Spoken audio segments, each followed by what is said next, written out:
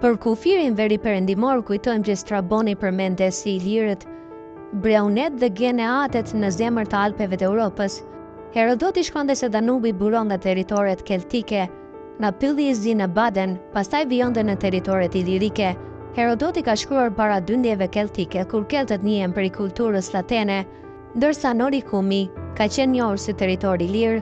Në Itali kemi Adriatikun ilir, nga Venetët, Pikentët, Frentanët, Daunët, Mesapët, Peuketët, por edhe Konët, në Bazilikatën e lagur nga Didion, mund të shtohen edhe Sikulët dhe Elimejt në Sicili, por për më tepër mund të shihni Falas online në enciklopedin Trecani, zërin Iliria dhe Iliria.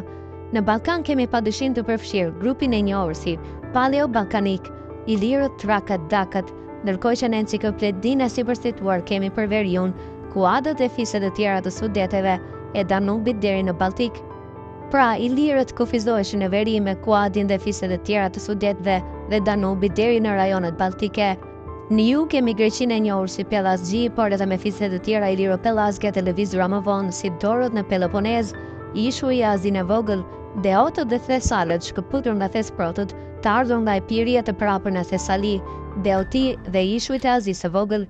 Në Azinë e vogël kujtojmë frigjet e mbritit të famshëm Midas, shkëputur nga brygët ilir që banonin nga Adriatiku afër Durrësit në Egjeon, afër Selanikut. Ata përmenden edhe në Epir po ashtu.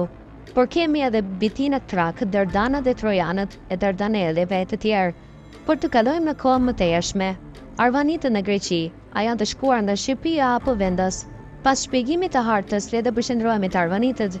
Historiografia zyrtare thotë se kanë shkuar atje në shekullin e 14, koha e Franko-Kratis, sondimi i frankëve latinëve si emigrantë dhe për këtë ka dokumente të kohës. Ka disa probleme me këtë teori, ku tre më kryesoret janë dialekti arvanitës që është i afërt me dialektin çam, pra fqinj me atë dialekt që do të thotë se është dialekti formuar në territore fqinje me çamarin, aty ku njihet si Greqi. Në shekullin e 15 autorët e kohës thonë se shumica e popullsisë në Greqi ka qenë arvanitëse. Arvanitët e quanin gjuhën e banorëve të tjerë të Greqisë si shkjerishte, do me thënë shqerishte, gjuha e shqeve, shkijeve, slavëve. Pa përjashtuar as pak dokumentet historike, pra që ka pasur dyshim lëvizje shqiptarës në shekullin e 14, nga Shqipëria e poshtme, por dhe Kosova sipas disa burimeve, asi nga 3 pikat e përmendura nuk gjen as pak shpjegim në hipotezën e arvanitasve mërgjimtar.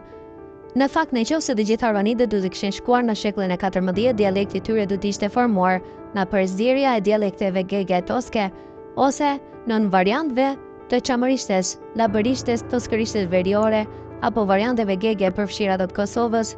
Dialekti i tyre do të ishte diçka e ngjashme me arbërishten në Italinë e Jugut, më shumë kompleks të folurash por jo dialekt i qartë, por nuk do të ishte një dialekt i qartë, aq më tepër një variant dialektor që ngjan me çamërishten, pra i formuar nga shqipje që fliten në fqinjësi me çamërishten.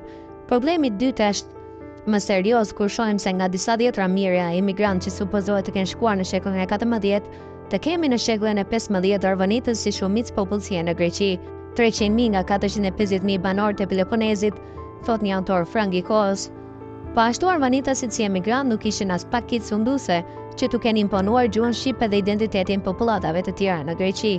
Nëse arvanitasit do të kishin shkuar në shekullin e 14, nuk do të kishte asnjë arsye sepse gjuhën e folur në Greqi në asaj kohe ta quanin gjuha e slavëve, sepse dihet që slavët e dyndur në Greqi në shekullin e 7 u asimiluan prej greqistes kishtare, kur u kthyen nga pagan sklav në të krishterë, duke filluar nga shekulli i 9. Kur Roma ose Bizanti ripushtuan Greqinë.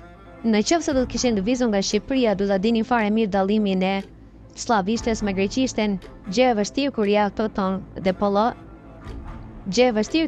autokton dhe popullata e katundit fqinj që dikur fliste shklerisht, fillon të ndryshon gjuhën dhe si gjuhë huaj ngelet po shklerisht. Pra këto tre probleme krejtë pas zgjidhura dhe pas zgjidhshme brenda hipotezës sunduese akademike ka nevojë për zgjidhje. Zgjidhjen e jep qartazi argumenti se shqiptarët arvanitas kanë qenë në Greqi para shekullit të 14, por që kanë qenë në Greqi edhe në kohën e dyndjeve slave, ndërsa në shekullin e 14 atje kanë shkuar disa dhjetra mijëra shqiptar të dialekteve të ndryshme. Kështu shpjegohet pse ishin shumica e popullsisë në shekullin e 15, sepse ka qenë shumica edhe më herët. Po kështu shpjegohet që flisin një dialekt të shqipes më të afërt me çamëristen që mund të ketë qenë folur edhe në Etoli, Akarnanin e Buashpatës, dhe shqiptarët e dialekteve të ndryshme që shkuan në shekullin e 14, si pakica humbën dialektet e tyre. Kështu ndodh zakonisht me kalimin e brezave kur një shqiptar i një dialekti lëviz në territorë ku flitet një dialekt tjetër. Shqiptarët si shumicë popullsie në Greqi para shekullit të 14 shpjegojnë edhe pse greqisën mesatare e quanin shkleriste, pra gjuhëslave. Kur slavët janë ndynur në Greqi, popullata shqiptare atje ka quajtur gjuhën e tyre shkleriste. Për shumë shekuj dhe duke mos pasur fqinj slav, gjuhën greke e quajtën po shkleriste, në kuptimin e gjuhës huaj apo thjesht jo shqipe. Duke qenë se nuk njihen dyndje shqiptare në Greqi apo më saktë lëvizje shqip folësisht në Iliro, Pellazgjin e Jugut, prej kohës së dorëve, thesalëve e beotëve, atëherë arvanitasi duhet kenë qenë shumica e popullsisë edhe në kohën e Greqisë së lashtë, me greqishten që ishte gjuha e shkruar, e cila përdorej prej pakicës sundushëse, ndoshta edhe si gjuha e dytë për popullatën pellazgo-ilire, si kemi përdorur gjithnjë gjuhët e pushtuesve si gjuhë të dytë. Pra si përfundime vetëm teori që zgjidh gjithë problemet është kjo, arvanitësit kanë qenë shumicë në Greqi, para lëvizjeve shqiptare të shekullit të 14 dhe kanë qenë bashkohës me slavët në shekullin e 7, por edhe para tyre.